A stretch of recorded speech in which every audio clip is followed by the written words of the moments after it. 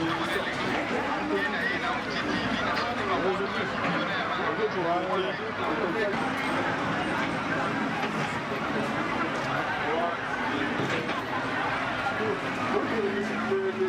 esclavagistes travaillent sur les nuits? Non, je ne crois pas. Que la journée? C'est eux qui sont en charge des avenues. Ça, c'est de l'intérieur. Qu'est-ce qu'ils vont finir?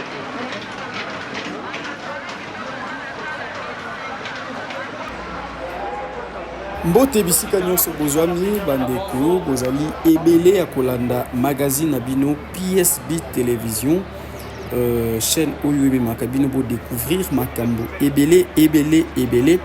oyo ezali koleka na ville province ya Kinshasa lelo tomemi bino na zando ya monene marché central ya Kinshasa. Et oui, marché central est changé et s'est métamorphosé. Ne bozali komona batu bazali koya kotala ba touriste ba officiel pe bandeko ya ndenge na ndenge bazali koya, notamment bandeko ya entreprise Tino oyo bomoni na ba juillet oyo baye ko visiter baye ko tala merveille oyo ebimi na mabele ya ville province ya Kinshasa. Donc zando pona bandeko oyo batika Kinshasa kala botala ndenge zando monene ekomi, botala ndenge marché central est changé, ezali lisusu ndenge boyebaka yango kala te. Voilà bandeko bazoka mwa o bozali komona ezali croisement ya avenue Roi Kadingi na avenue Kasavubu mopanzi wana esika bomoni banzete ezali jardin botanique ya Kinshasa. En tout cas ezokamwisa vue panoramique oyo ya sika oyo zando monene ezali kopesa bomoni bisika oyo ezalaki kala ndenge ezali bafulu baparasol bato bazoteka na balabala, mais désormais ekozala lisusu bongo te na moment oyo bandeko bakonzi ya mboka bako inaugurer zando ya monene, parce que zando ya sika oyo etongami ezali na espace ya makasi, ezali na parking pona mituka ebele. Voilà oyo bozomona ezali ba étalage esika oyo bamama bakobanda koteka. Donc ezali 4 niveaux, oui 4 niveaux pona ba mama ya koteka, ezali pe na ba magasin ebele pona ba expatrié na bandeko nyonso oyo bakosepela ko ozwa ba magasin pona koteka biloko na bango. Voilà pona mbula to pona moi ndenge bomoni nyonso ezalaki pensé, nyonso ezalaki prise en compte pona ko permettre à ce que ba maman bateka na kimia, ba papa bandeko nyonso bateka na kimia yango bomoni béton na likolo wana ezali pona ko protéger na ba intempérie pe na moi. Alors zando ya monene oyo kala yango bozali komona ndenge ezalaki saleté, désordre, loyenge, mulunge, ba parasoleil par-ci et par-là, poto ezalaki awa ya kolobela kutu te, metala ya sika ndenge esalami béton armé bisika nyonso. Et puis système d'aération ezali makasi ko za ko permettre que ceux qui ozali na zando ya sika okoyoka mulunge te okotoka te, parce que tout a été réfléchi, tout a été pensé pour que permettre aération et ça la m'a beaucoup remarqué que même ba brico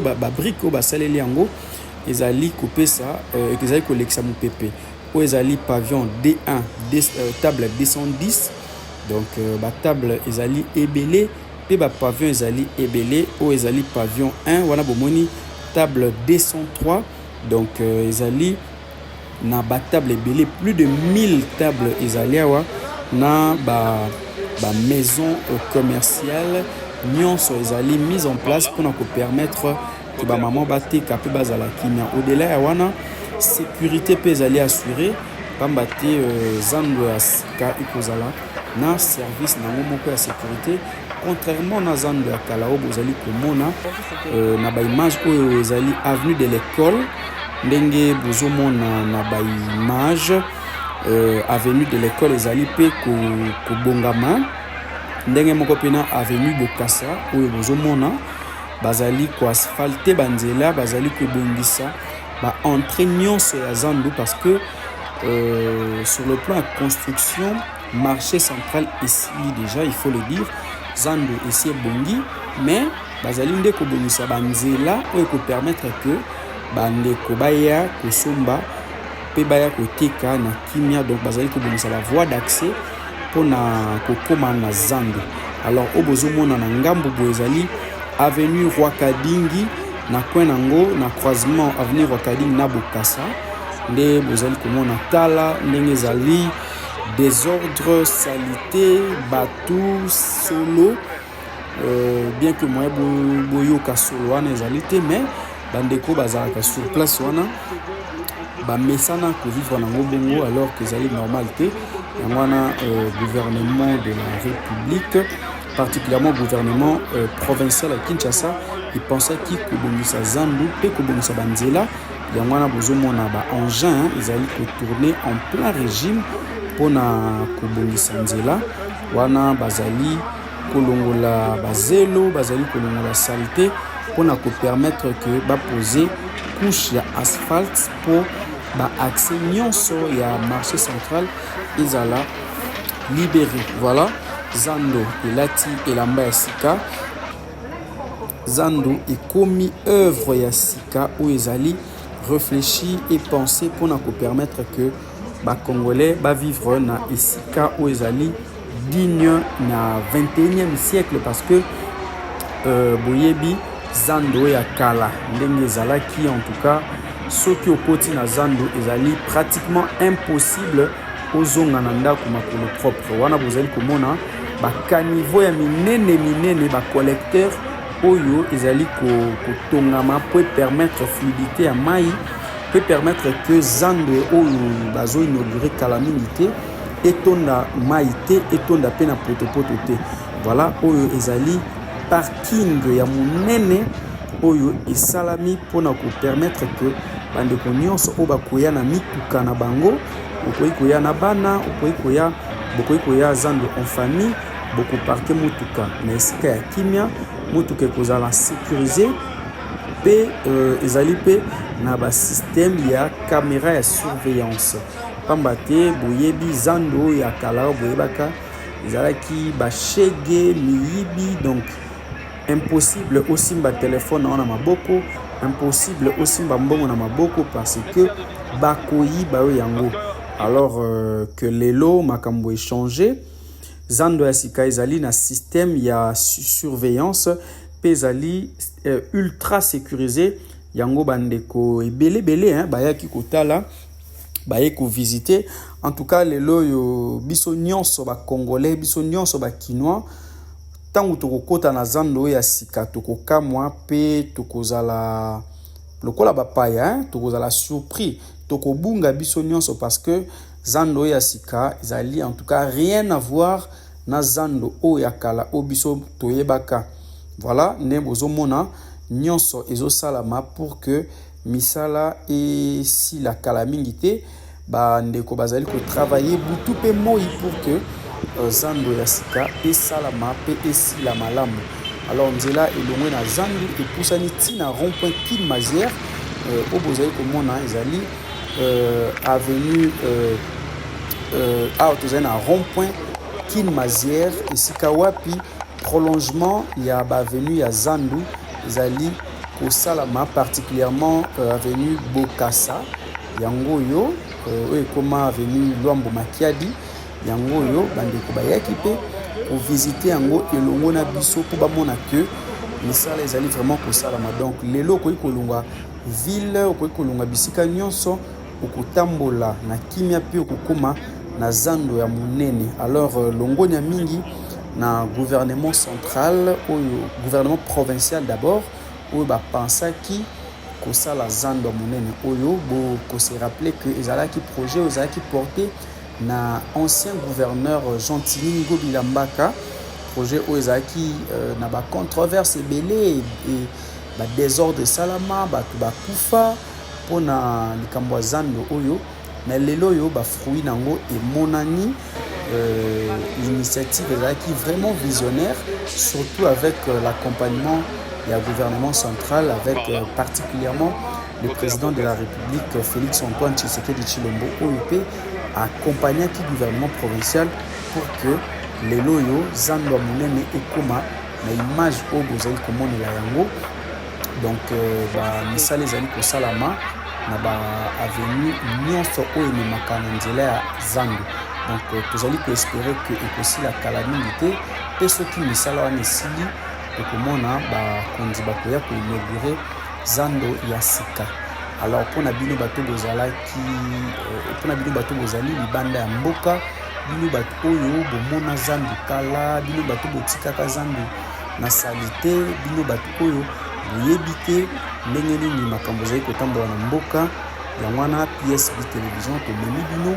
na visite oyo botala ndenge Zando ekomi mpe boyeba ndenge makambo ezali kotambola na parti oyo ya ville province ya Kinshasa. Tobandi ete baimage oyo esepelisi bino mpe ezongisi bino lisu na banostalgie parce que bomoni avenue ebele, bomoni avenue de l'école, bomoni Bokassa, bomoni Rwakading, bomoni jardin botanique oyo ezali juste pembeni na marché central de Kinshasa. En tout cas, bakonzi bapensaki malamu parce que ezali marché oyo ealimentaka Kinshasa mobimba na biloko ya kolia na bilamba, non seulement Kinshasa, même na baprovince parce que ezali marché central. Il y a ville de Kinshasa, le plus grand marché, il y a République démocratique du Congo Mobimba. Alors qu'il fallait quand même y refléter image, il y a dignité, image, la propreté pour la République démocratique du Congo. Voilà, j'espère que Botali, Bomoni, et Bosepeli, Soki Bosepeli na ba image oyo ensemble topé sa merci na équipe technique notamment Aristote Ndombe Léo Azalaki na sima ya caméra, sans oublier Shekina Mbonga assistante de biso ya circonstance oyo pe Azalaki na biso pona pour réaliser ba image oyo. Voilà, Zando est changé, Zando est commis à Sika de moni yango tokozanga te kozongela bino mokolo ya inauguration mpona kopesa bino information mosusu mpe kopesa bino détail na ndenge makambo nyonso ekosalama. Bon, na pokwa lelo na mokolo lelo tosuki awa. Merci na bino nyonso ndenge bozalaki ebele ya kolanda baimage oyo. Merci na bino bato boza na Londres, na Paris, na Hongrie, na Lisbonne, na Hong Kong, pourquoi pas na Shanghai, na Brazzaville, voisin na biso topesi bino mbote. J'espère que bino pe beaucoup ya kotala ko visiter Zando ya sika oyo ezali kosalama na Kinshasa na moment oyo bandeko ya gouvernement bakonzi ya mboka bako décider que ba inaugurer yango. Tokutani bongo mbala sima kimia eumela na mabota na bino. Merci. Baninga bakima yo pona solo ya mapeka, solo ya mutoki, to solo nyonso ya nzoto. Komi tungisa te po solution na yo emonani. Société God Air ememeli bino crème miracle, produit ya sika et salami na misisa, banzete pe bafololo pona kopesa yo solo kitoko na nzoto. Tika kosalela ba déodorant pona kobomba solo ya nzoto na yo, pakola kaka sachet moko na mapeka to na bisika mususu ya nzoto po okoma na ntunga kitoko pendant 21 jours. Elongo na crème miracle, pesa ntunga oyo ekokani na yo. Les mauvaises odeurs sur les corps. La crème miracle, avec des essais tu vas. Ça élimine les mauvaises odeurs. Et ça dure 21 jours.